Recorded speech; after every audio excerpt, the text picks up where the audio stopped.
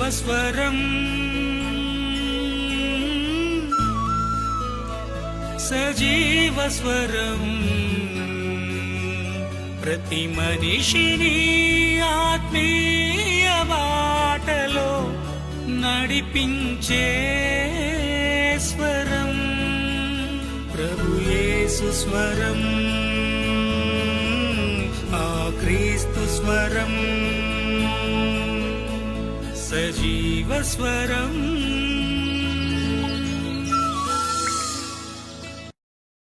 Bible చెబుతున్న సత్యం ఏంటంటే హబక్కూకు గ్రంథం 2:4 చూడగలిగితే నీతిమంతుడు ఎలా బ్రతుకుతాడు అక్కడ రాస్తున్నాడు ప్లేరా. ఎలా బ్రతుకుతాడంటండి? నీతిమంతుడు విశ్వాస మూలముగా బ్రతుకును. ఈ విశ్వాస మూలంగా బ్రతికేవాడు ఎవరు అంటే యథార్థవంతుడు. చూసారండి, బాగా గమనించండి. నీతిమంతుడు విశ్వాస మూలముగా బ్రతుకును. చూసారండి, తమలో తాము అతిశయపడుదురు. ఎవరుగాక?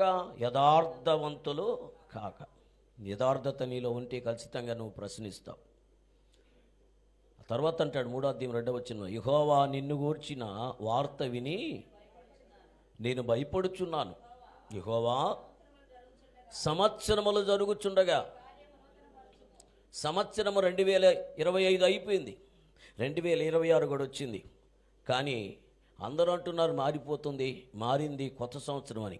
కానీ నా బ్రతుకే మారడంలే, నా జీవితమే మారడంలే.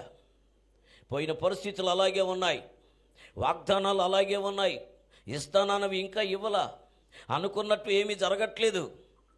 ఏది జరగాలని నిర్ణయించబడిందో అది ఇంతవరకు జరగల. మరి ఏంటి సంగతి?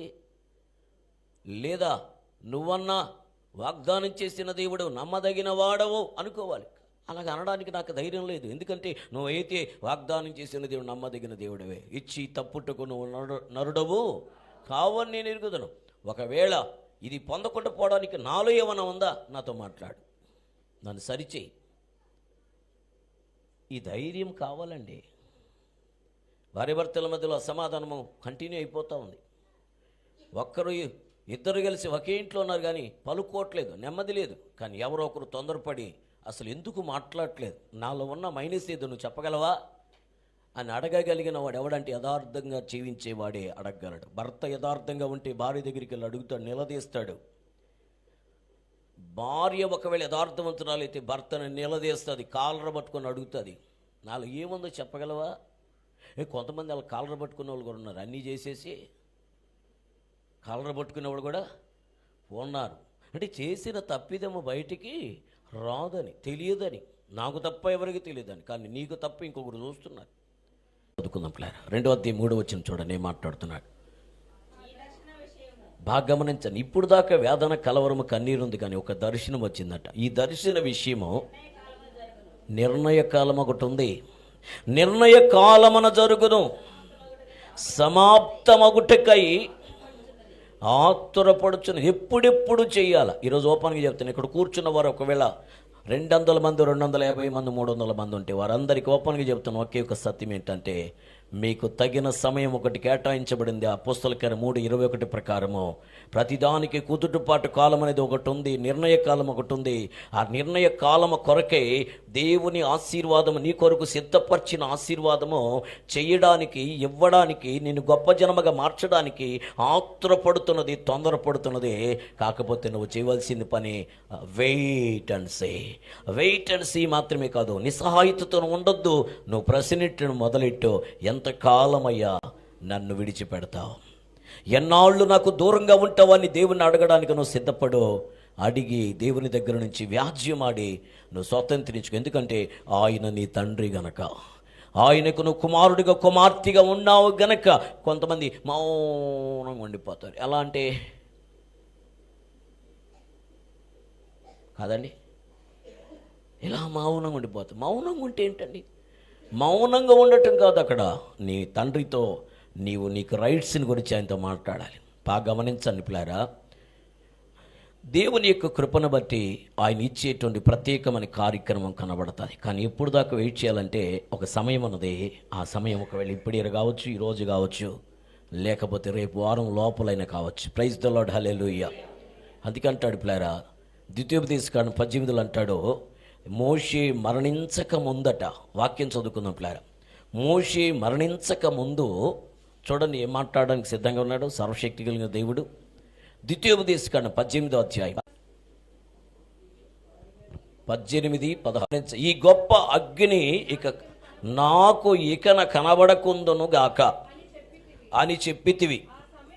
ఆ సమయమున నీ దేవుడైన యెహోవాను, అండర్లైన్ చేసుకుని అక్కడ, నీ దేవుడైన యెహోవాను నీవు అడిగిన వాటి అన్నిటి చొప్పున, నీ దేవుడైన యెహోవా నీ మధ్యను నా వంటి ఒక ప్రవక్తను.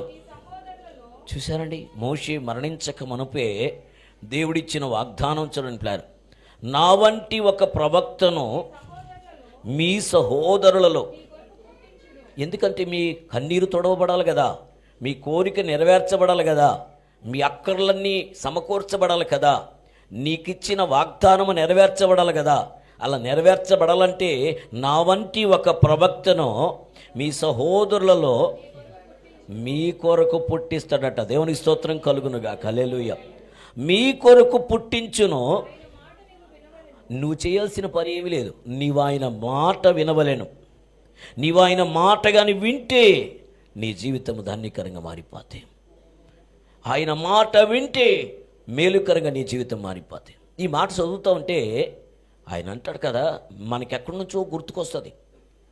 ధనవంతుడు చనిపోయినప్పుడు, చనిపోయి నిత్య యాతన పడుతున్నప్పుడు బీద లాజరు అబ్రహాము రొమ్మనున్నట్టుగా చూసి యాతన కలిగిన స్థలములు అరుస్తూ, తండ్రివైనా అబ్రహామా అని కేకబెట్టి, ఉన్నాడు కదా నీ రొమ్మను ఆనుకొని లాజర్ని ఇలా పంపించయ్యా, తన చిటికిన వేలుతో ఒక్క చుక్క బొట్టు నా అంగిట్లో వేయాలి, ఎందుకంటే నేను తట్టుకోలేకపోతున్నా, పెడసు కొట్టుకోబోయింది, ఈ వేదన బాధ తట్టుకోలేకపోతున్నా అంటే. అప్పుడు అంటాడు, అక్కడ వారు ఇక్కడికి, ఇక్కడ వారు రాకుండా మధ్యలో పెద్ద లోయ ఉంది అని చెప్పి దేవుడైన యెహోవా సన్నిధి అక్కడ అబ్రహాము ద్వారా మాట్లాడితే అప్పుడు అంటాడు, లేదు లేదయ్యా, నాలాగా సుఖించి నీ ధర్మశాస్త్రానికి విరుద్ధంగా ప్రవర్తించి నీ చిత్తం ఏమిటి ఎరగక మరి నేను సుఖంగా ఉన్నాను లోకంలో అనుకున్నాను, కానీ గతించి ప్రాణం పోయిన తర్వాత కానీ నా గతి ఏమిటో అర్థం కాలేదు.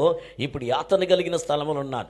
నాలాగా 5 మంది అన్నదమ్ములు ఉన్నారు నాకు, వాళ్ళు కూడా అలాగే ఉన్నారు, వాళ్ళకి ఇంకా ఆలోచన జ్ఞానం ఏమీ రావట్లేదు, అక్కడికన్నా ఎవరు నన్ను పంపించంటున్నాడు. లేదు లేదు, అక్కడికి వెళితే ఒకవేళ యేసుక్రీస్తు మరలా పుట్టినా వాళ్ళు వినరు. కానీ అక్కడ మోషే ప్రవక్తలు అక్కడ ఉన్నారట, వారి మాటలు వింటే వాళ్ళు బాగుపడిపోతారంట. అక్కడ మోషే అప్పుడు లేడు. మోషే లాంటి ప్రవక్త అంటే ఎవరంటే దేవుడు బోధించే బోధకులే మోషే లాంటి ప్రవక్తలు. ప్రైజ్ ది లార్డ్, హల్లెలూయా.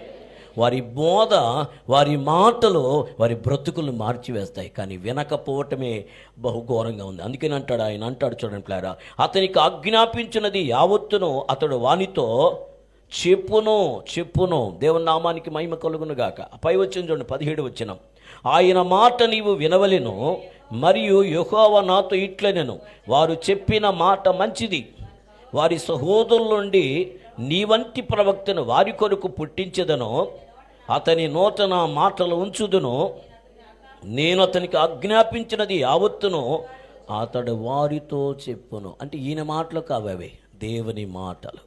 సిద్ధంగా ఉన్నాడు. ప్రభు అంటున్నాడు కీర్తన 110:4, మెల్కీసెదెకు క్రమం ఒకటి ఉందట. ఆయన ఒకప్పుడు యాజకులు చచ్చిపోతూ తన కుమారులను యాజకులుగా చేసుకొని వచ్చాడు, కానీ ఇప్పుడు మన మధ్యలోని యాజకుడు ఏంటంటే నిరంతరము యాజకుడట. కాబట్టి నువ్వు పోయిన నెల ఇలా జరిగిందయ్యా అని కొత్తగా వచ్చిన పాస్టర్ గారికి చెప్పాల్సిన అవసరం లేదు. కొన్ని సంఘాల్లో ఎలా ఉందంటే 6 నెలలు పాస్టర్ గారు, 6 నెలలు పాస్టర్ గారిని ట్రాన్స్ఫర్ చేసేస్తారు ఇంకొకరికి, ఇంకొక పాస్టర్ గారు కొత్తగా వస్తాడు. ఇప్పుడు నేను అందరు వెళ్ళి I'm the secretary, I'm the treasurer, I'm the PCC, ECC అని చెప్పుకుంటారు అనమాట. ఈయనకి చెప్పాల్సిన పనులు అది. ఆయన నిత్యం యాజకుడే.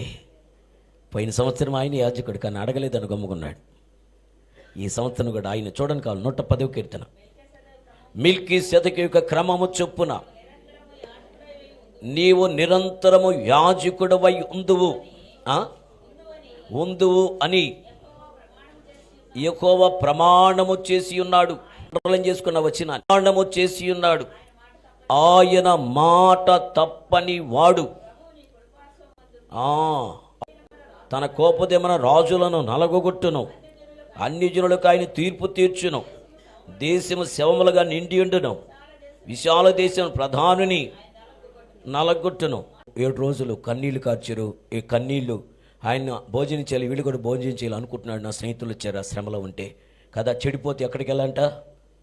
స్నేహితుల దగ్గరికి వెళ్ళండి. ఆ ప్రశ్న కూడా, దానికి కూడా ఆనవాళ్ళు తెలియదు కదా. బాగా గమనించండి పిల్లారు. కాబట్టి స్నేహితులు వచ్చారు అన్నాడు. 7 రోజులు బాగానే ఉన్నారు. 7 రోజుల తర్వాత మొదలెట్టాడు. మొదటాడు అన్నాడు, అసలు ఎందుకు వచ్చారు నీకు శ్రమలు అన్నాడు. నిన్ను పాపం చేసి ఉంటావురా. నేను పాపమే చేయలే, సత్యంగా అన్నాడు. పాపమే చేయలే. పాపం చేయనుకుంటా ఉంటే దేవుడు ఎవరినైనా శ్రమ పెట్టాడా అన్నాడు. లేదు, ఆయన ఎందుకు పెట్టాడు తెలియట్లేదు అన్నాడు. బాగా గమనించండి ప్లాన్. వేదన వెంబడి వేదన, ప్రతికూలత వెంబడి ప్రతికూలత, చేదైన పరిస్థితుల మధ్య అనేక ప్రతికూలమైన పరిస్థితులు, వేదనకరమైన పరిస్థితులు. దేవుని బిడ్డలను గమనించండి. ఆ తర్వాత దేవుని యొక్క వాక్యములో మనం కానీ గమనించగలిగినట్లయితే జస్ట్ దేవుని బిడ్డ కొన్ని అధ్యాయంలోనే 64 ప్రశ్నలు దేవుడు ప్రశ్నించడం మొదలెట్టాడు. ఒక్క ప్రశ్న కూడా సమాధానం చెప్పలేకపోయింది. ఎవరు చెప్పలేక తనకు తాను శాపనార్థాలు పెట్టుకుని మనం చేసేది అదే పని. అసలు నాకెందుకు జన్మనిచ్చాడు కదా. కొంతమందిని ఇక్కడిగా నిలబెడితే నాకెందుకు పెళ్లి చేశాడు, నాకెందుకు కూతురునిచ్చాడు. ఈ కూతురు కూడా మంచి ప్రేమ కలిగిన కూతురు కూడా ఇలా టార్చర్ పెడతా ఉంది కదా. నేను లోపలికి బాత్రూమ్కి వెళ్తే తలుపు వేసేసి పిచాచిలాగా 2 గంటల సేపు తలుపు తీయకుండా ఉంది. ఇది ఒక కూతురా? అసలు కూతురు చచ్చిపోతే బాగున్నావు కదా. ఎవడైనా కోరుకుంటారండి, అన్ని టార్చర్లు పెడతాంటే చచ్చిపోతే బాగున్నాను అనుకుంటారు, లేకపోతే బాగున్నాను, అసలు పిల్లలు లేకపోతే బాగున్నాను అనుకుంటాను. చివరికి ఒక నిర్ణయంలోకి వచ్చేసాడు. 42వ అధ్యాయంలోకి వచ్చేటట్టుకే అక్కడ ఆగదాం. అక్కడ ఒక మాట అంటాడు, అయ్యా ఎన్నైనా ఉన్ని ఎంతైనా పోని నువ్వు ఉంటే చాలు అన్నాడు. ఏమన్నాడు? నువ్వు ఉంటే చాలు. మనమైతే పాట పాడేది, నువ్వు ఉంటే చాలు యేసయ్యా, నీ మాట చాలయ్యా, నీ చూపు చాలయ్యా, ఇంకా నీ తోడు చాలయ్యా యేసయ్యా. పాటలు బలి పాడతాం, కానీ అది మన నిర్ణయంలోకి రాదు. ఇన్ని ఇబ్బందుల మధ్యలో చివరికి తన యొక్క భార్య తను శోధించి వేధించిన మనం దేవుని యుద్ధ నుంచి మేలే అనుభవించాలి, కీడు అనుభవింప తగదని చెప్పి బుద్ధి చెప్పి చివరిలో దేవుడి ప్రశ్నించిన ప్రశ్నలకి ఏ సమాధానం దొరక్కపోయినా, అయ్యా నేను సమాధానం చెప్పకపోయినా ఏం చెప్పకపోయినా నాకు ఒక నిర్ణయం ఉందన్నాడు. ఏంటి ఆ నిర్ణయం అన్నాడు? నువ్వు ఉంటే చాలన్నాడు. అంతే, ఆశీర్వదించేశాడు. చప్పలపడి దేవునాన్ని మహింపడదాం. జీవితంలో సంతోషం లేకుండా జీవించడం కానీ ఎవరు లేకపోయినా పర్వాలేదు, నా దేవుడు నాతో ఉంటే చాలు, ఈ లోకాన్ని విడిచిన తర్వాత నా దేవునితో ఉండబోతా ఉన్నా. హల్లెలూయా. నువ్వు ఉంటే నాకు చాలు ప్రభు అని చెప్పగలిగితే నీకంటే ధన్యులు ఇంకొకరు ఉండరు పిల్లారా. అందుకనే పిల్లారా, ఇశ్రాయేలు వారలారా, సత్యమును అనుసరించి మీరు జీవించండి. ఆ సత్యము దేవుడే, సత్యము దేవుడే.